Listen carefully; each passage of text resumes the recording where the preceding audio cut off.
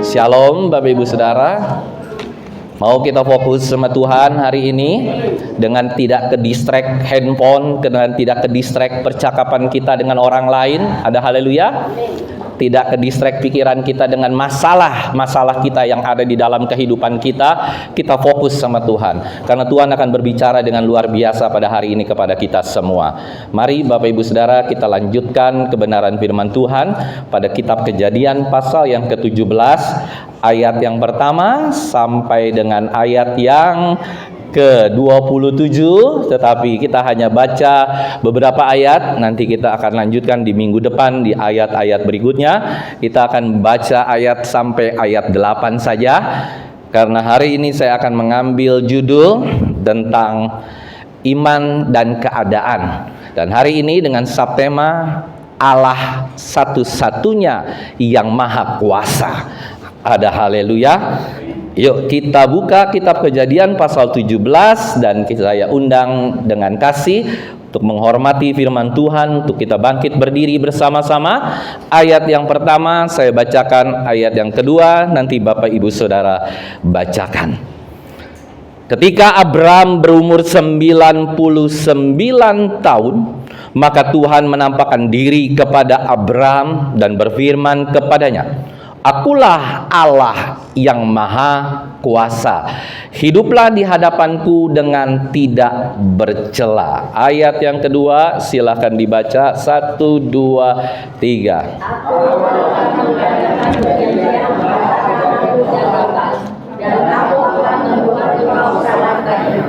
Lalu sujudlah Abram dan Allah berfirman kepadanya. Ayat 4. "Dari pihakku inilah perjanjianku dengan engkau. Engkau akan menjadi bapa sejumlah bangsa-bangsa." Ayat yang kelima. "Karena itu namamu bukan lagi Abram, melainkan Abraham. Karena engkau telah kutetapkan menjadi bapa sejumlah besar bangsa." Ayat yang keenam.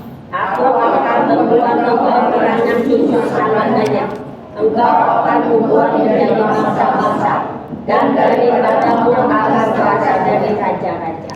Aku akan mengadakan perjanjian antara aku dan engkau serta keturunanmu turun-menurun, menjadi perjanjian yang kekal, supaya aku menjadi Allahmu dan Allah keturunanmu." Ayat yang ke-8 kita baca bersama-sama. 1, 2, 3. "Kepadamu dan kepada keturunanmu akan kuberikan negeri ini yang kudiami sebagai orang asing, yakni seluruh tanah Kanaan akan kuberikan menjadi milikmu untuk selama-lamanya, dan aku akan menjadi Allah mereka." Tuhan Yesus memberkati. Silakan duduk. Bapak Ibu Saudara yang terkasih, kita sudah mengetahui dari minggu sebelumnya bahwa Abraham mempunyai pergumulan yang sangat berat, yaitu dia tidak mempunyai seorang anak satupun. Pergumulan yang berat ini saya terlalu yakin dan percaya masuk di dalam doa pribadi Abram maupun Sarah. Tetapi Bapak Ibu Saudara, akhirnya Abram dan Sarah ini kalah oleh si iblis walaupun mereka berdoa. Mengapa mereka kalah oleh si iblis? Karena akhirnya Abraham menuruti kata-kata Sarai untuk mengambil siapa? Hagar menjadi istrinya, dan lahirlah Ismail. Dan Allah kembali memperingatkan Abraham pada ayat yang ke-17, pada pasal yang ke-17 ayat yang pertama. Bapak Ibu Saudara perhatikan. Pasal 17 ayat yang pertama ini begitu penting di dalam konteks perjanjian di pasal yang ke-17. Saya bacakan sekali lagi untuk Bapak Ibu Saudara supaya kita mengerti semengerti-mengertinya. Mengapa Tuhan kembali menampakkan dirinya dan Tuhan berkata kepada Abraham seperti demikian. ketika Abram berumur 99 tahun. Jadi Abram berumur berapa? 99 tahun. Maka Tuhan menampakkan diri kepada Abram dan berfirman kepadanya. Jadi dia bukan hanya berfirman, bukan hanya suaranya yang audible, tetapi Tuhan menampakkan diri di depan Abraham. Begitu clear, begitu jernih, begitu tidak ada tedeng aling-aling, begitu tidak ada obstacle, tidak ada halangan, Tuhan ada di depan Abraham, menampakkan diri kepada Abram. Saudara yang terkasih, apa yang Allah katakan? Akulah Allah yang maha kuasa. Akulah Allah yang maha kuasa. Hiduplah di hadapanku dengan tidak bercela. Bapak Ibu Saudara yang terkasih, sebenarnya apa yang Tuhan ingin beritahukan kepada kita semua, termasuk Abraham saat itu? Tuhan ingin sekali memberitahukan bahwa, apakah engkau tidak percaya bahwa akulah pembuat langit dan bumi? Akulah yang menjadikan manusia, akulah yang menjadikan tanah, rumput, binatang, hewan, dan seluruh yang ada di muka bumi ini. Akulah yang menjadikan. Akulah Allah yang maha kuasa. Kenapa engkau sangat tidak percaya kepada aku, oh Tuhan yang sudah memberkati engkau, yang memimpin engkau? Tapi mungkin Abraham berargu seperti ini, Tuhan, aku percaya kepada Tuhan, aku sangat percaya kepada Engkau Tuhan.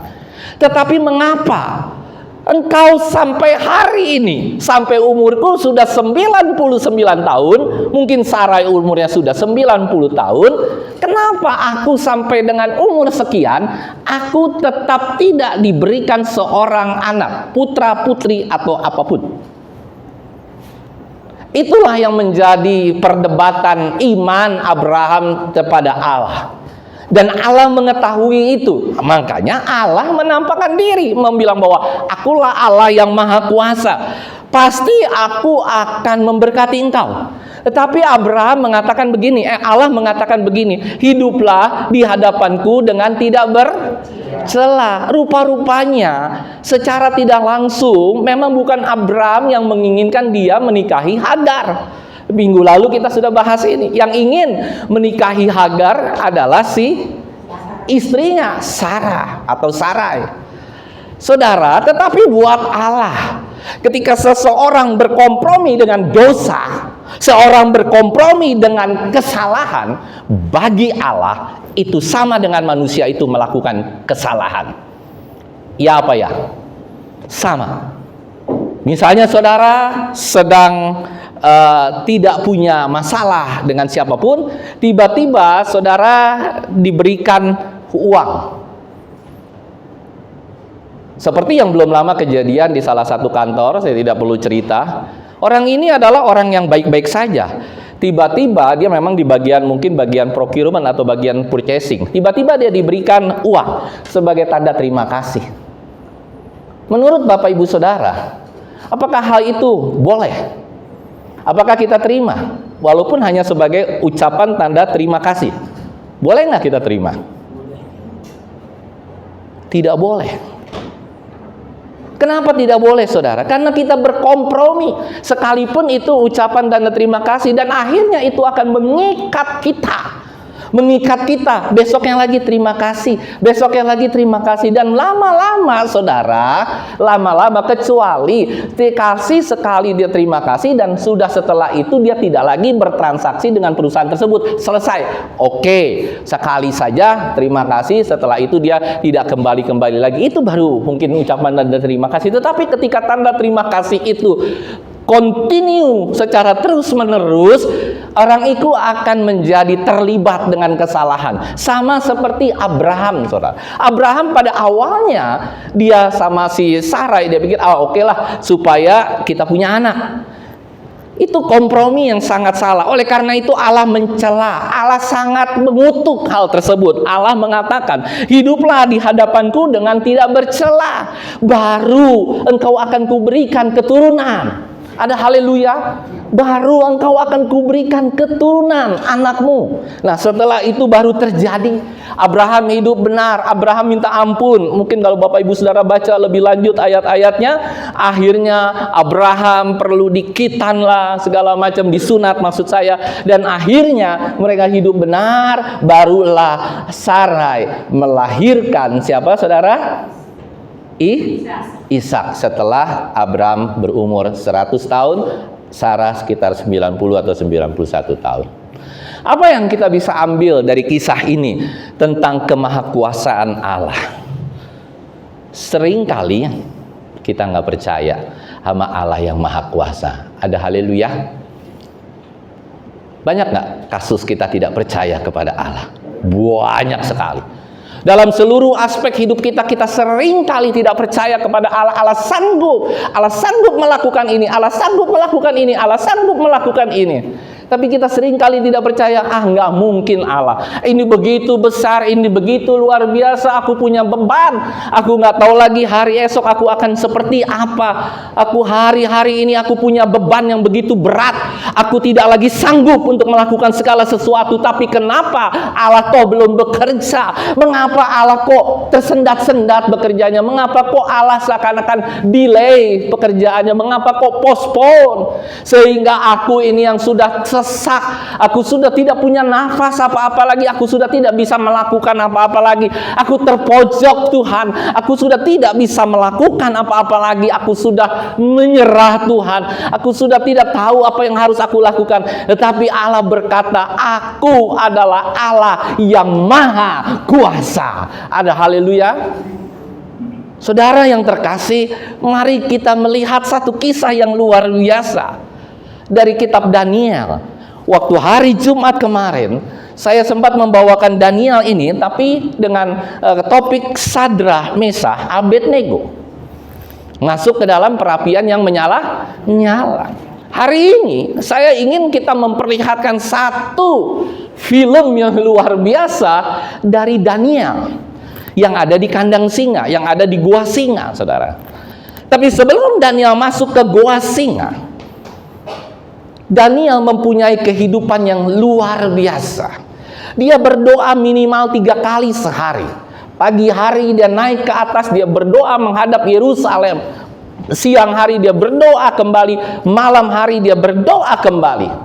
Saudara, kehidupan doa yang luar biasa dan tidak bercela ini akhirnya menghasilkan satu hal yang sangat dahsyat. Nanti Bapak Ibu Saudara baca sendiri dari Daniel pasal 4 sampai Daniel pasal yang ke-6. Saya akan ceritakan saja supaya nanti saudara tidak ada di gereja ini sampai jam 2 atau jam 3 siang. Ada amin? Saya akan ceritakan saja. Kalau saya cerita pasti lebih cepat, intisarinya dapat. Saudara, pada kitab Daniel pasal yang keempat, ada seorang raja yang bernama, mungkin Bapak Ibu Saudara tahu, Nebukadnezar. Raja ini adalah raja yang sombongnya minta ampun. Raja yang sangat angkuh, raja yang sangat sombong. Dia mengatakan bahwa tidak ada orang yang lebih berkuasa, tidak ada orang yang lebih hebat selain dia sebagai raja. Dia bisa melakukan apapun. Dia bahkan bisa menggantikan Allah di dalam kehidupannya, di dalam kehidupan masyarakatnya. Sampai pada satu ketika dia sedang tidur, dia bermimpi. Apa mimpinya saudara? Ada yang tahu? Kalau ada yang tahu luar biasa. Apa saudara sedang bermimpi siang hari ini? Ada yang tahu mimpi Nebukadnezar? Yang pertama, nanti ada lagi beberapa kali, tapi bukan Nebukadnezar. Mimpi Nebukadnezar begini, Bapak Ibu Saudara. Dia tanya, di sini siapa yang paling jago menafsirkan mimpi? Semua dikumpulin, saudara. Ahli-ahli nuzum, ahli-ahli mimpi, ahli-ahli apa tuh namanya, dewa-dewa mereka. Mereka kumpulin semua dewa-dewanya, semua disembah. Ada dewa perak, tembaga, emas, semua dikumpulin di dalam satu istana. Semua pemuka-pemuka agama dikumpulin, saudara. Dia tanya, saya punya mimpi begini. Ada sebuah pohon yang tinggi menjulang sampai ke langit. Pohon itu tidak pernah goyang oleh angin, oleh badai, oleh apapun. Tetapi tiba-tiba ada seorang yang maha kudus turun dan menebang pohon tersebut. Ceprat, ceprot, ceprat, ceprot, ceprat. Sampai akhirnya pohon tersebut ditebas. Dan tunggulnya, saudara, tinggal sedikit tuh, tahu tunggul ya, tinggal sedikit, tertanam di bawah tanah sedikit. Dan air hujan mengguyur, panas mengguyur, dan tunggul tersebut sekelilingnya dikelilingi oleh rumput. Dia tanya kepada semua, mungkin saat itu lebih dari 100 pemuka agama yang luar biasa, ditanya satu persatu, bagaimana menurut kau? Mungkin pemuka agamanya ada orang Batak, bagaimana menurut kau? Ada yang orang Jawa, Madura, sate, bagaimana menurut kau? Ya kan, mungkin ada orang Chinese, bagaimana menurut kau? Lu tahu nggak? Nah, ya kan? Terus begitu banyak suku bangsa, saudara.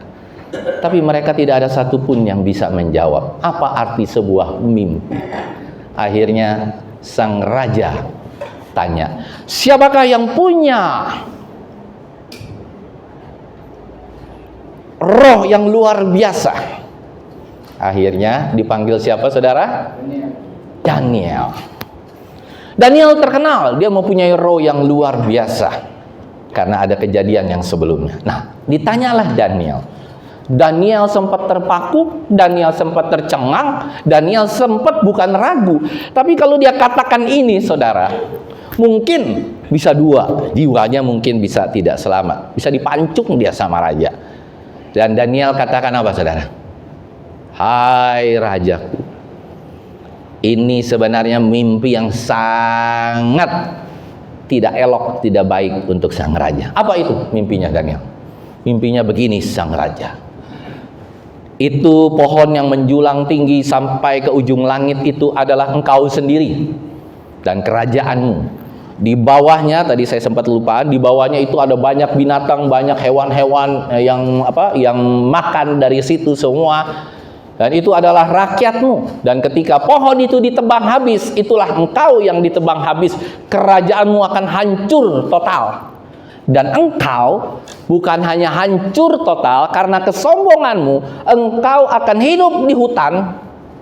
Bayangkan, saudara, raja, engkau akan hidup di hutan dan engkau akan makan rumput. Airmu yang engkau minum adalah air hujan, bukan lagi air wine, anggur yang sementara mereka minum di kerajaan.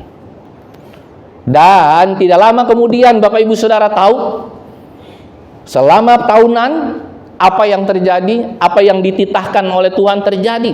Rambut sang raja itu begitu tumbuh panjang, tangannya, kukunya begitu tumbuh panjang karena nggak ada potongan kuku di hutan, saudara. Jadi dia seperti seekor burung raja wali, saudara. Jadi raja bentuknya sudah tidak karuanan. Dan itulah yang terjadi dengan raja. Saudara, Allah katakan seperti demikian. Kalau ini raja tidak bertobat, akan seumur hidupnya akan terjadi seperti ini dan tidak ada yang memulihkan. Puji Tuhan, dia bertobat dan akhirnya dia dipulihkan walaupun dia tidak lagi menjadi raja dan akhirnya mati. Ini adalah satu kisah. Daniel ingin memperlihatkan bahwa dia punya Allah yang luar biasa. Ada amin, saudara? Yang bisa menaikkan orang, yang bisa menurunkan orang, yang bisa membuat orang kaya, yang bisa menurunkan orang menjadi miskin, yang bisa membuat segala apapun terhadap manusia. Karena dia adalah Allah yang maha kuasa. Ibu Marcia sering menaikkan pujian, Fieri juga sering menaikkan pujian, Bu Teti juga suka, semua suka lagu ini. Lagunya apa, saudara? Suka-sukamu Tuhan. Tapi giliran kejadian sama kita bilang, kok begini Tuhan? Tapi katanya suka-sukamu tuh Tuhan. Tapi kenapa begini Tuhan? Kenapa begitu? Kenapa begini? Kenapa begitu? Ya kan? Nah, jadi Bapak Ibu Saudara, Daniel memperlihatkan dia punya Allah yang luar biasa. Selesai, tutup kisah itu. Kita lihat pasal yang kelima. Satu demi satu kita lihat. Saya ingin memperlihatkan bagaimana Allah itu Allah yang maha kuasa, baik dalam kehidupan Daniel maupun dalam kehidupan Abraham. Yang kedua, saudara, tentang tulisan di dinding. Bapak Ibu Saudara pernah dengar tulisan di dinding? Sudah pernah ya, cuman lupa-lupa, ingat lupa. Waktu itu ada raja, anaknya daripada Nebukadnezar, namanya Raja Belsiazar. Bukan nyasar, saudara, ya kan? Belsiazar. Nah, itu dia yang tidak kapok, padahal ayahnya sudah pernah ada sejarah diperlakukan seperti itu oleh Allah, karena Allah tidak suka kesombongan. Tapi rupa-rupanya tidak berubah terhadap anaknya. Anaknya, saudara, lebih kurang ajar. Kenapa saya katakan kurang ajar? Yang namanya cawan yang dipakai untuk perjamuan kudus, yang dipakai untuk hal-hal kealahan, untuk menyembah Tuhan, mereka pakai untuk bermabok-mabok ria, saudara. Bayangkan, kalau Bapak Ibu Saudara baca di ayat pasal yang kelima terus ya, nanti baca sendiri di rumah. Ada amin? Minggu depan kita adakan kuis. Pasal yang kelima, tiba-tiba si raja udah happy, tiba-tiba raja bermimpi, saudara. Dan setelah raja bermimpi, dia bangun, kakinya gemeteran. Langsung dia gemeteran, dia rasanya mau jatuh, dia rasa nggak bisa apa-apa karena ada tulisan di dinding, saudara. Jadi ada tangan, tapi kagak ada apa? Tidak ada tangannya, hanya ada pangkal tangannya, nulis sendiri di tembok, saudara. Tulisannya apa? Ada yang hafal? Mene tekel ufarsim. Mene tekel ufarsim. Nulis tuh kan, wow, dalam bahasa Ibrani, bukan Yunani. Ini karena perjanjian lama. Semua dikumpulkan kembali sama sang raja. Sang raja ketakutan. Dan mereka mengatakan, tidak tahu Tuhan, tidak tahu Tuhan, tidak tahu apa artinya ini. Padahal mereka itu ngerti bahasa Ibrani, tapi nggak pernah bisa mengerti mene tekel ufarsim. Dan akhirnya diterjemahkan di ayat ini. Kalau nanti Bapak Ibu Saudara baca, saya nggak tunjukin di ayat keberapa. Tapi arti kata itu adalah mene. Riwayat kerajaanmu awal dan sudah berakhir hari ini. Tekel apa, saudara? Coba kita baca ayat 27 kalau nggak salah ya. Tekel itu berarti tuanku ditimbang dengan neraca dan didapati terlalu ringan. Berarti dia sudah tidak diperbolehkan menjadi raja. Ufarsim ada apa, saudara? Ufarsim itu dengan kata lainnya adalah Peres. Peres itu adalah kerajaan yang dibagi dua antara Media dan Persia. Dibagi dua. Jadi Peres, jadi kerajaannya akan hancur dan kerajaannya itu akan dibagi dua. Wah, kaget sekali sang raja. Dan akhirnya itu terjadi pada hari itu juga. Hari itu juga ketika Daniel selesai mengucapkan kata-kata itu, malamnya Raja Belsiazar, inna ilahi wa inna ilahi rojiun. Artinya apa, saudara? Mate. Meninggal, saudara.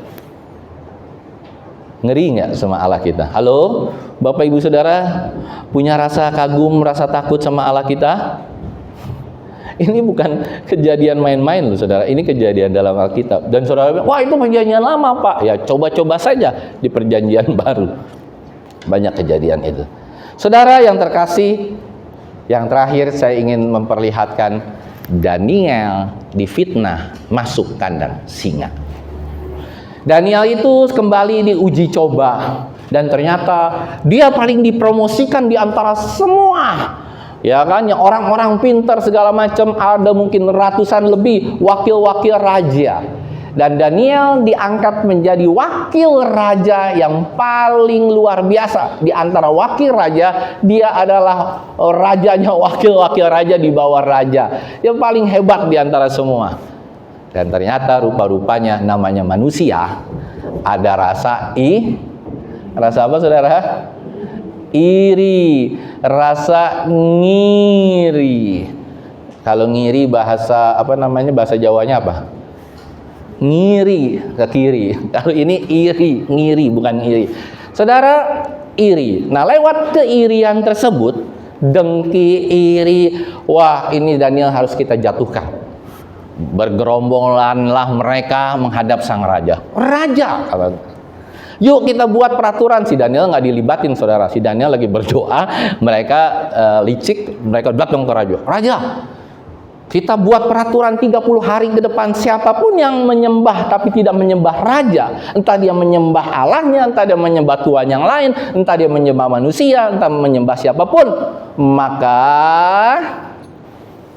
orang tersebut akan dihukum masuk goa singa.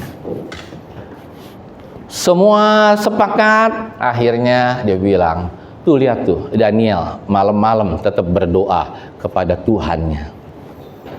Sang raja sedih hatinya. Rajanya namanya siapa? Dakocan. Saudara sering lihat Dakocan sih ya kan? Darius, saudara, bukan Dakocan. Darius. Nah, sang raja Darius. Rajanya ini begini sayang sama Daniel karena dia tahu ini orang benar. Dia sayang, dan ketika akhirnya ada keputusan Daniel harus dimasukkan ke goa singa, bukan kandang singa, saudara. Goa sama kandang beda. Kalau kandang singa itu terbatas jumlahnya. Kalau goa singa minimal ada 10 singa. Kalau kandang singa bisa 2, bisa 3 singa.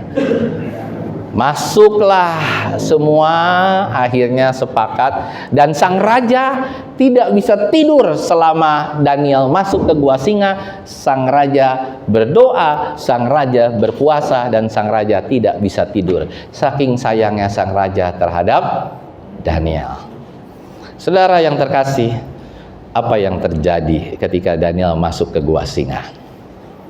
Apa yang terjadi? Daniel babak belur. Kira-kira di sini, kalau nih kira-kira aja nih, Bu Teti deh gitu, ya kan, yang sehat walafiat. Terus Bu Teti, Bu Deborah, siapa lagi? Ferry gitu kan. Nah, masuk ke kandang singa bertiga. Singanya ada 10. Kira-kira keluar-keluar utuh nggak? Opung, utuh nggak? Hah? Tinggal hidung ya. Ya kan? Masuk ke gua singa, saudara. Kira-kira utuh nggak? Kalau yang benar-benar. Dan singanya ini sudah dipersiapkan tidak makan. Laparnya minta ampun. Singa adalah hewan yang ketika lapar dia tidak peduli apapun dia sikat. Bahkan kalau saya baca dalam ilmu pengetahuan, tikus kek apa kek yang kecil-kecil kalau dia lagi lapar dia makan. Bayangkan singa yang begitu lapar, mungkin lebih dari 3 singa atau 4 atau 8 singa. Kita nggak tahu total jumlahnya, tapi banyak singa di dalam gua singa. Masuklah Daniel, pluk, satu-satunya yang masuk ke situ. Menurut Bapak Ibu Saudara, kira-kira apa yang akan terjadi? Pasti mati. Kemungkinannya, saya mau tanya, kalau kita bicara soal kemungkinan nih, pasti Daniel juga orang yang punya logika, orang pintar, saudara. Kalau dia lihat kemungkinannya 50 banding 50, ya kan kita sering kali begitu sama Tuhan. Tuhan, kalau 50-50 resiko aku melayani Tuhan, oke lah aku teruskan. Halo? Kalau resikonya Tuhan, aku melayani Tuhan, aduh 70-30, aku yang 30, Tuhan yang 70, aku melayani terus Tuhan. Ada amin, saudara? Tapi kalau resikonya Tuhan, melayani Tuhan, aku yang 90, Tuhan cuman enjoy 10, udahlah, nggak usah lah Tuhan, lama-lama aku nggak sanggup melayani Tuhan. Ada haleluya? Itu sebenarnya resiko yang sebenarnya kita harusnya melihat Daniel. Berapa resiko Daniel hidup dan mati mempertahankan nyawanya di kandang singa? Berapa persen? Kira-kira hidup si Daniel itu akan berapa persen? Coba. Menurut Joe berapa persen? Dia bisa hidup keluar dari kandang singa. Nah, bisa 0% atau mungkin 1% banding 1000%, banding 1.000.000% mungkin. Jadi kemungkinannya itu sangat kecil. Merefleksikan hal ini dalam kehidupan kita sebagai manusia, Di dalam kandang singa kita pun sama, Bapak Ibu Saudara. Kita ini semua ini sedang berada di dalam kandang singa. Kita ini sedang di dalam perapian yang menyala-nyala hari-hari ini. Percaya atau tidak, saudara sedang alami. Saudara sedang ada di kandang singa. Saudara sedang diproses sama Tuhan sedemikian rupa sehingga Tuhan tahu engkau itu berpihak kepada Tuhan atau berpihak kepada dunia. Kalau engkau berpihak kepada Tuhan, saya yakin dan percaya Daniel dia bilang, aduh udah deh. Tuhan, kata Daniel begini, Tuhan, kau tahu Tuhan, aku sudah berdoa sama engkau berapa puluh tahun. Aku tidak pernah absen Tuhan. 3 kali sehari aku berdoa, mungkin sudah 30 tahun, mungkin sudah 40 tahun. Kalau Daniel mau bilang seperti itu ya. Terus Tuhan, tolong ya, ini kan cuma 30 hari aja. Saya nggak berdoa sama Tuhan. Boleh ya? Atau saya berdoa dalam hati aja Tuhan? Boleh ya? Bisa nggak Daniel bilang begitu sama Tuhan? Halo? Bisa kan? Daniel bisa bilang begitu sama Tuhan. Tuhan, enggak deh Tuhan, aku 3 hari ini untuk 30 hari ke depan, karena sang raja bilang aku nggak boleh berdoa, aku nggak berdoa dulu ya Tuhan. Resikonya Daniel kira-kira jadi kecil nggak? Resikonya dia untuk masuk kandang singa jadi kecil nggak? Kecil. Dia tidak akan dimasukkan ke kandang singa. Tapi ketika dia menantang raja, dia bilang, tidak, aku tetap akan konsisten berdoa. Ada haleluya. Itulah yang saudara kerjakan hari-hari ini. Ketika ada tantangan, rintangan, loyo. Ketika saudara baru sakit ya, loyo dah. Saudara tahu, saya baru sakit. Saudara pikir nih hari ini saya nggak sakit. Saya masih meriang, saya masih menggigil di sini sekarang. Tapi saya nggak mau loyo. Waktu saya waktu keadaan lagi COVID, saya masuk lagi rumah sakit, tapi bukan karena COVID. Masuk rumah sakit di Pulau Mas, saudara. Harus ibadah, tapi puji Tuhan ibadahnya online kan saat itu. Saya tetap berkhotbah, walaupun kiri kanannya pada bingung. Suster masuk bingung. Gila si bapak pakai infus, dia khotbah teriak-teriak, ya kan? Saya mau katakan saudara, janganlah ada halangan yang menghalangi kita untuk dapat beribadah kepada Tuhan, untuk dapat menyembah Tuhan. Ada haleluya. Terlalu besar dia untuk dikecilkan. Terlalu hebat dia untuk dikerdilkan. Terlalu luar biasa dia untuk direndahkan. Hati-hati saudara sama Tuhan. Jadi kalau saudara lebih memilih dunia hari ini, itu sungguh berbahaya. Saudara pilih Tuhan lebih dahulu. Daniel memilih Tuhan dengan resiko nyawanya habis. Saya memilih untuk tetap melayani, memilih untuk tetap berkhotbah di hari Jumat, saudara. Dengan saya itu masih keliang-keliang, dan tadi juga saya masih keliang-keliang, saudara. Saya kan baru bangun, karena pengaruh masih obat masih keliang. Tapi saya berusaha. Nanti kalau kamu jatuh bagaimana? Enggak masalah. Saya jatuh di sini gebrek, saudara tolong langsung bawa saya entah ke rumah sakit, entah ke TPU terdekat. Ada haleluya? Saya nggak gentar. 1% pun saya nggak gentar, karena saya tahu kepada siapa saya sedang bertugas, kepada siapa saya menyembah. Ada haleluya. Saya tahu saya sedang punya masalah besar hari-hari ini. Iya, mengerikan saudara. Dan pada saat-saat kritis ini saya bilang sama Tuhan, saya teriak sama Tuhan, Tuhan. Tapi sampai hari ini Tuhan tidak jawab. Tapi apakah saya mundur untuk berdoa? Tuhan udah dah, Tuhan tunggu dulu dah. Udah. Nggak lagi dah, pagi, malam, udah dah, nggak ada doa-doa lagi dah. Gimana sih Tuhan? Saudara sering nggak begitu? Udahlah, capek berdoa mulu sama Tuhan. Bahkan saudara bilang ini, capek deh berdoa mulu sama Tuhan, hasilnya kagak ada. Ya kan, segala sesuatu juga tetap nggak mengalir. Yang begini mas tetap sama, ini mas sama lagi. Kok keadaan nggak berubah? Hei, hati-hati Bapak Ibu Saudara. Kelihatannya tidak berubah, kelihatannya tidak ada yang bergerak. Tapi saya mau katakan hari ini sama kita semua, surga sedang bergerak untuk membantu saudara menyelesaikan masalah yang besar hari ini. Yang percaya katakan amin.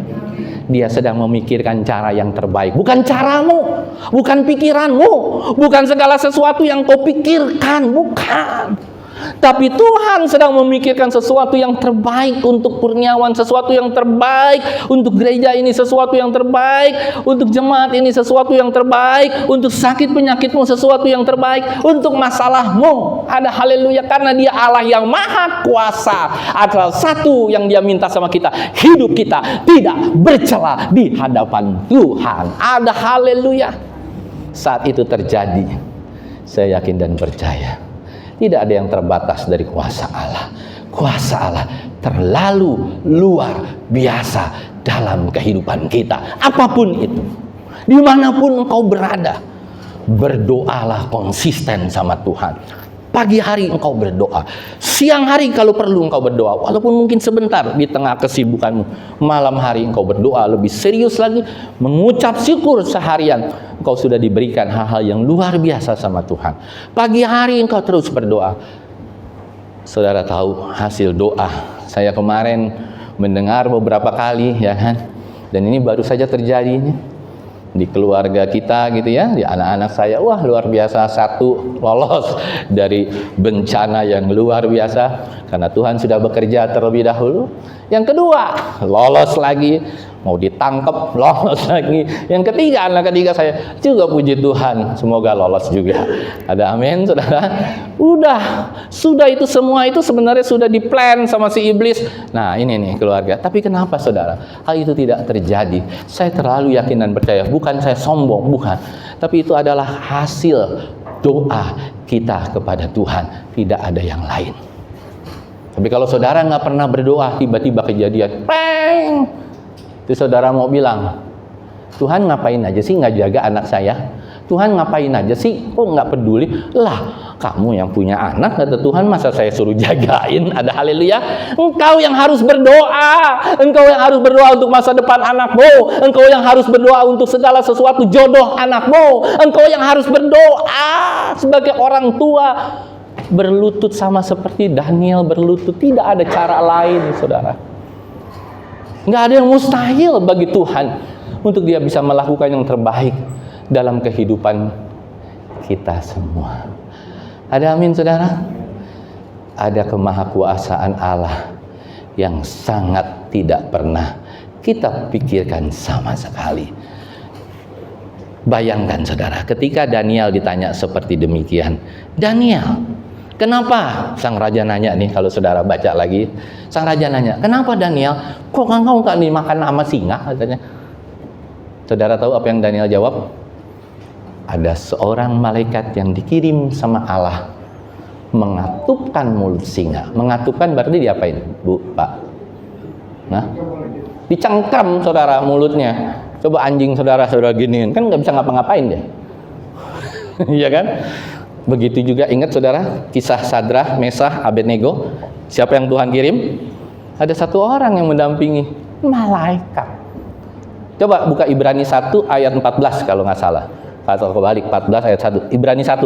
Saya beberapa hari yang lalu baca tentang malaikat. Ibrani, coba. Ibrani pasal 1 ayat 14. Kalau saya nggak salah ya. Semoga benar. Ibrani pasal 1 ayat 14. Puji Tuhan, benar. Bukankah mereka semua adalah roh-roh yang melayani, yang diutus untuk melayani mereka yang harus memperoleh keselamatan? Itulah malaikat, saudara. Saudara percaya nggak bahwa saudara setiap hari hidup saudara, kalau hidup benar di hadapan Tuhan, tidak bercela, saudara dilayani oleh malaikat nggak? Halo, percaya nggak? Mulai hari-hari ini mulai jarang ya orang berkhotbah seperti saya berkhotbah ya. Apa sih itu malaikat? Gua kagak tahu.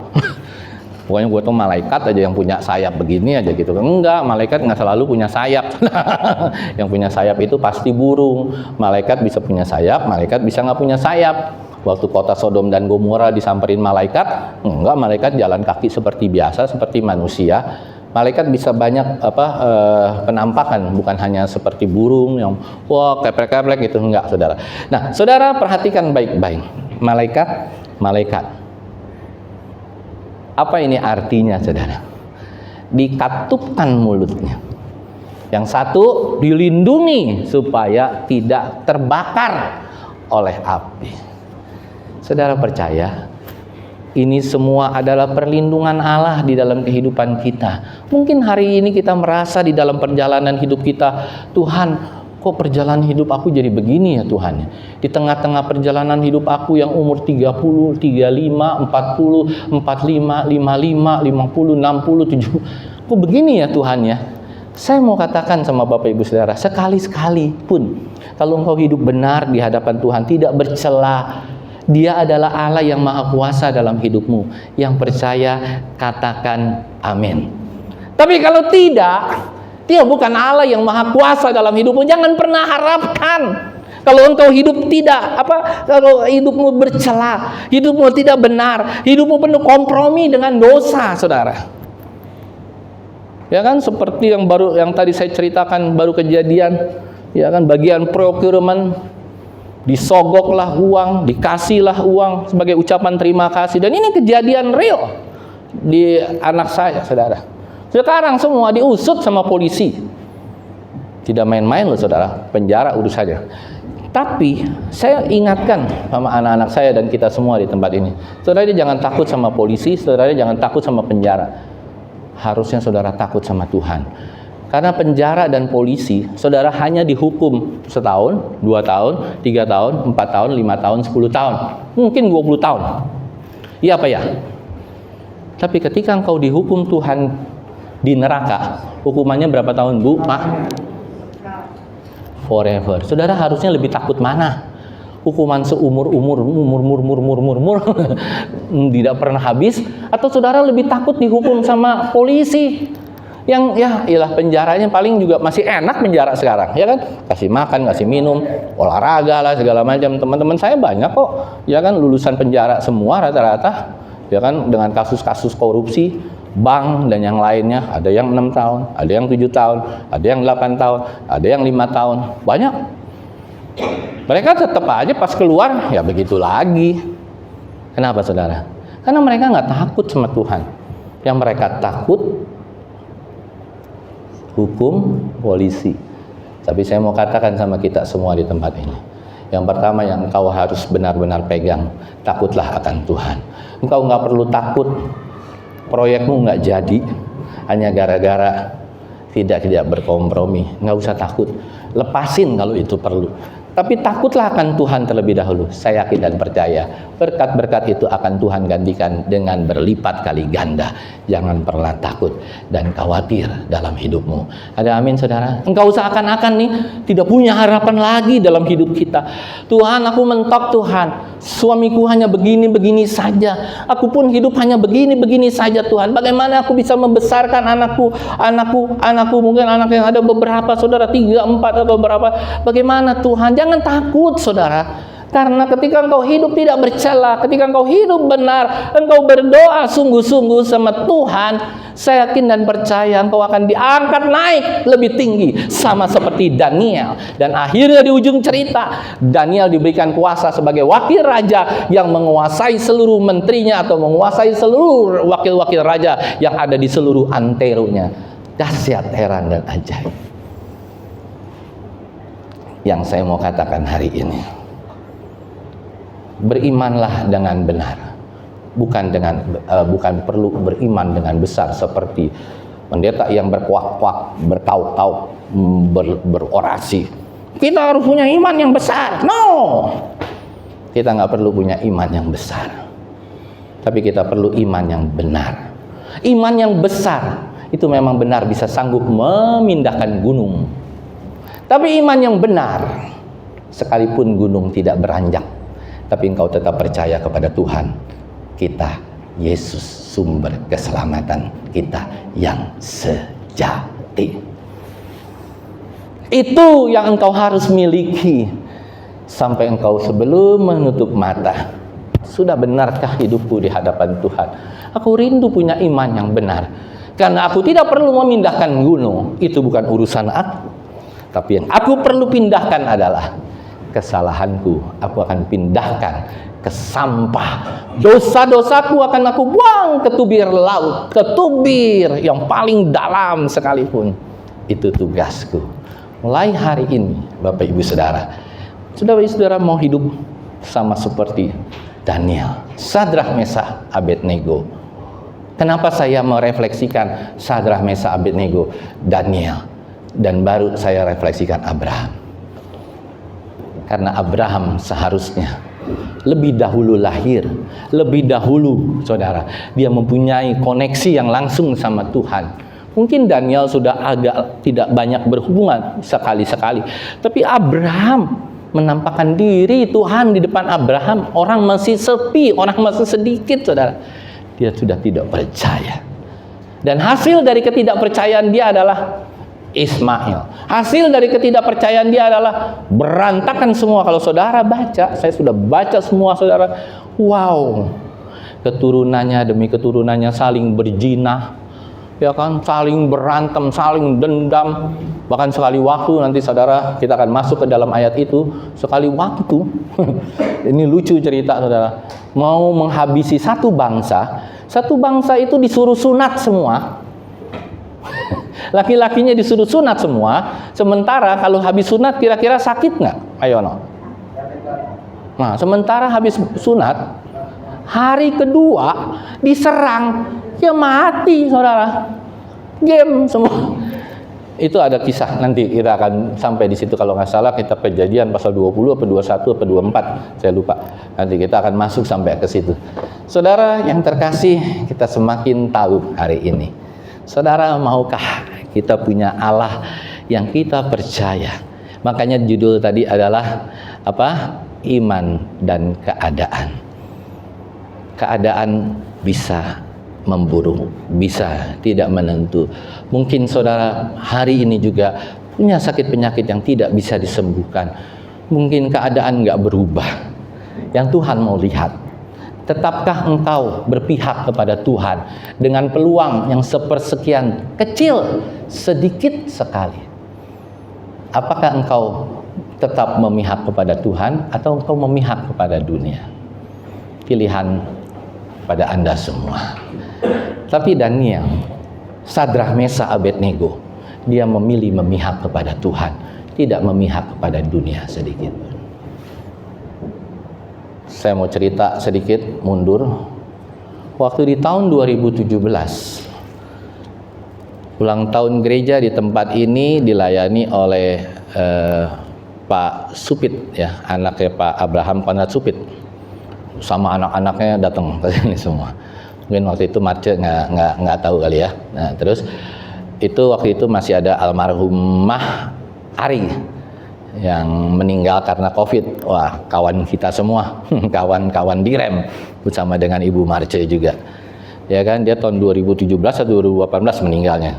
Apa pas COVID ya? Oh, meninggalnya pas COVID kali 2020 atau 2000. Nah, waktu itu saya tuh kepingin menggabungkan gereja ini dengan REM, saudara. Maksudnya ya udahlah, kita bersama-sama, kosnya kita bagi supaya jauh lebih ringan segala macam. Saya bilang, wah ini, saya bilang, nah itu artinya apa, saudara? Waktu saya lihat-lihat kemarin semalam, lihat-lihat WA saya bisa teringat sama Ari. Saya juga nggak ngerti, saya teringat, oh Ari ya. Pas saya list semua, waduh, kata-kata WA saya tuh sungguh-sungguh udah nggak memihak sama Tuhan.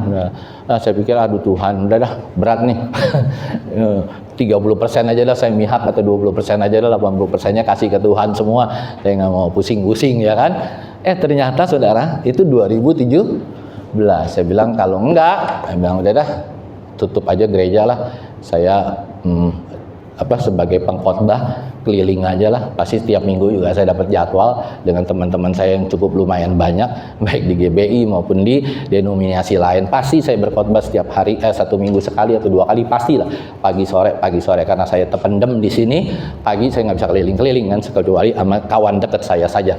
Nah saudara, ketika saya bilang begitu, saya baca, wow, 2017 sekarang tahun berapa sih ya, Bu, Pak? Udah berapa tahun? 8 tahun. Masih hidup nggak gereja kita? Karena saya? Karena Tuhan. Ada amin, saudara? Saya ngelihat itu saja sudah merinding saya. Merinding, nangis, saya bilang, aduh Tuhan, ampuni saya. Saya lihat begitu aja, flashback aja sedikit. Saya bilang, aduh Tuhan, ampuni saya. Waktu itu saya nggak mihak sama Tuhan, tapi sekalipun saya nggak mihak sama Tuhan, karena Tuhan sayang sama saya, Dia ingin menyelamatkan saya, Dia ingin membimbing saya terus. Saya tetap dikasih pressure, saudara. Saya tetap dikasih tekanan sampai hari ini, supaya Kurniawan tidak kemana-mana, supaya Kurniawan tetap pada jalurnya. Kalau saya mungkin sudah tidak pada jalurnya sebagai pengkhotbah keliling, mungkin agak sedikit beda, saudara. Yang saya tuju mungkin bukan Tuhan lagi. Apa yang saya tuju, saudara? Amplop. Yang mana bisa bayar lebih, saya ke situ lah, ya kan? Surabaya diundang pakai pesawat kayak dulu, ya kan? Sering dulu saya pesawat, ketemu sama Grace Simon, ya kan? Khotbah. Nggak lama kemudian di session berapa baru Pak Gilbert, gitu kan? Cuman beda tarifnya. Saya tidak mentarif, tapi Gilbert kan selalu pakai tarif, ya kan? Udah, ya kan, sering tuh dengan Pak Ufuk segala macam. Tapi kalau saya pikir-pikir, ya sama aja dong. Saya dengan di dunia sekuler seperti itulah, di pelayanan untung rugi lagi. What's the difference, gitu kan? Nah, harusnya kita sadar sepenuhnya. Kalau kita benar-benar mencintai Tuhan, berpihaklah kepada Tuhan lebih banyak. Dan bukan hanya 55 banding 45, 90 berpihak sama Tuhan, 10% berpihak pada dirimu sendiri. Korbankan. Jangan takut tentang sakit penyakitmu, jangan takut tentang apapun itu juga. Ya kan, kalau saya mau hari ini, saya pikir juga kan, saya pikir udahlah, kalau saya mau saya tinggal telepon teman saya yang gantiin saya. Tapi ketika Tuhan sudah menjadwal, saya nggak boleh skip. Nggak boleh, saudara. Jadi komitmen kita punya komit sama Tuhan, biar Tuhan juga punya komitmen yang luar biasa dalam kehidupan kita. Tapi ingat baik-baik, ketika kita tidak pernah komit sama Tuhan, Tuhan juga tidak akan pernah punya komitmen yang sama. Dia tidak akan pernah punya kemahakuasaan. Engkau jangan pernah berteriak-teriak sama Tuhan. Engkau Allah Maha Kuasa, mana Tuhan? Aku nggak sembuh, mana Tuhan? Aku miskin, mana Tuhan? Aku ini, mana Tuhan? Mana Tuhan? Allah Maha Kuasa, mana? Engkau kan Allah Maha Kuasa, kok aku nggak bergerak Maha Kuasanya? Introspeksi dirimu. Hidup benar nggak di hadapan Tuhan? Apa hidupmu penuh dengan celaan? Hidupmu penuh dengan jadi batu sandungan? Sama keluargamu jadi batu sandungan, sama anakmu jadi batu sandungan, sama orang tuamu jadi batu sandungan, sama tetanggamu jadi batu sandungan, kiri kanan semua jadi batu sandungan. Tuhan bilang, aduh, bagaimana aku bisa bekerja dengan luar biasa? Aku mau pulihkan engkau dulu, aku mau restorasi. Dan yang terakhir, Abraham juga sama, saudara. Dia tidak memperlakukan seorang itu istimewa. No. Sekalipun Abraham dipilih oleh Allah, dia adalah orang yang dipilih untuk menjadi bangsa yang besar.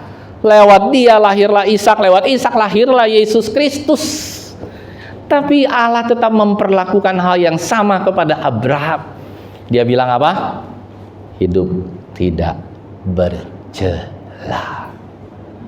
Kalau saudara hari ini mau mengambil keputusan hari ini, Tuhan, benar, aku harus hidup tidak bercela di hadapan Tuhan, agar segala kuasa Tuhan turun atasku. Tapi ingat baik-baik, jangan kau manfaatkan Tuhan. Tuhan, aku mau hidup benar nih Tuhan. Ya kan, setengah tahun hidup benar, 1 tahun hidup benar, 2 tahun hidup benar. Saudara berdoa, kok nggak maha kuasanya nggak turun-turun Tuhan? Kok aku berdoa duit nggak turun-turun Tuhan? Aku berdoa proyek nggak turun-turun Tuhan? Aku berdoa kerjaan nggak turun-turun Tuhan? Aku berdoa begini-begini aja. Kenapa, saudara? Coba tahu. Kenapa? Karena Tuhan tahu pikiranmu. Tuhan tahu apa yang kau tuju. Yang kau tuju bukan Tuhan. Yang kau tuju Mammon. Dia udah tahu Tuhan sebelum. Tapi kalau engkau bertobat sungguh-sungguh, ya, engkau bertobat bilang sama Tuhan begini, Tuhan, aku benar-benar tobat. Terserah Tuhan deh. Tuhan mau kasih rezeki syukur, enggak syukur. Ya pokoknya kita serius saja sama Tuhan, jalani saja, nggak usah punya pikiran lain-lain lagi sama Tuhan. Tuhan pasti akan memberkati engkau. Saya yakin dan percaya Abraham ketika diperintahkan Tuhan seperti demikian, dia menjalani kehidupannya dengan benar. Akhirnya Tuhan turunkan juga anak, sekalipun kelihatannya